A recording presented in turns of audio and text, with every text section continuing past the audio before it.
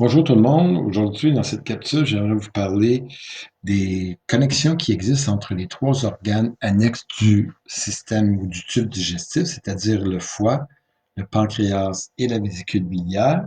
Ces trois-là se relient pour aller rejoindre le duodénum et ils se relient par des canaux.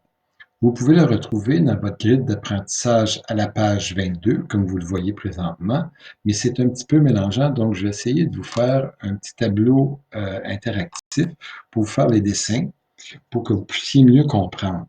C'est sûr qu'ici, c'est pas comme si j'avais un vrai crayon dans les mains, donc je vous demanderai d'être un petit peu indulgent avec moi. En haut, c'est comme si j'avais le foie ici, et dans le foie, il y a des canaux qui se relient pour faire ce qu'on appelle les canaux hépatiques.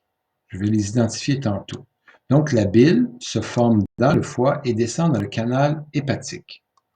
Je vais changer de couleur pour vous aider à comprendre.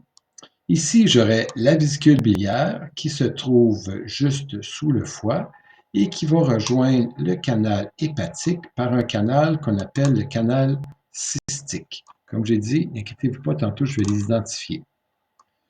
Lorsque le canal hépatique rencontre le canal cystique, ça forme un autre canal que l'on appelle le canal cholédoque. Je change les couleurs pour que vous puissiez mieux comprendre.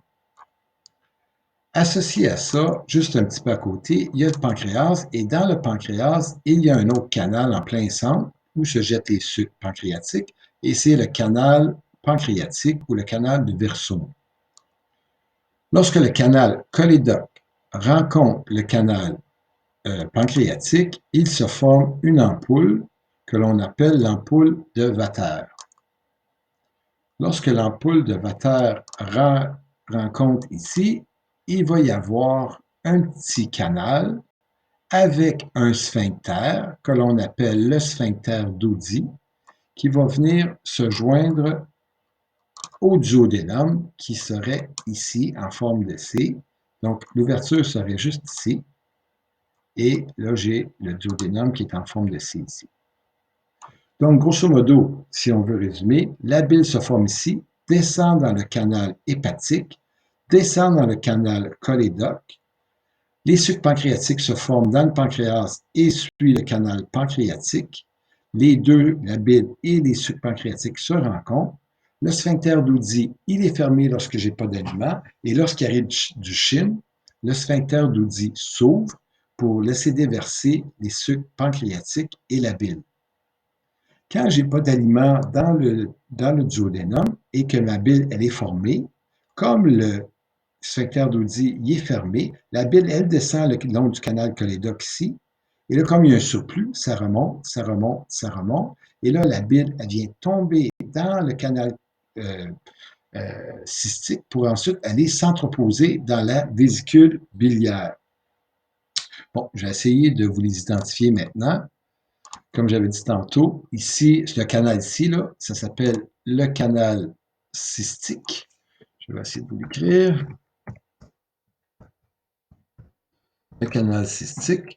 Le canal qui est maintenant en noir ici, c'est le canal hépatique.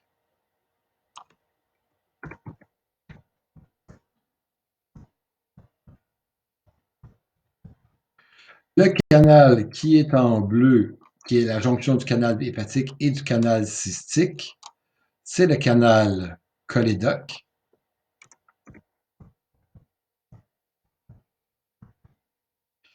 Et le canal qui est en orange, qui se retrouve à l'intérieur du pancréas, c'est le canal pancréatique,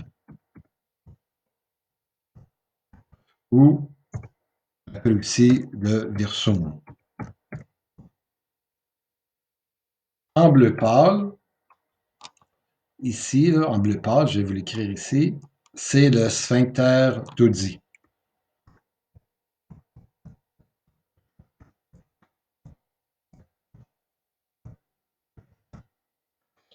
Parfait.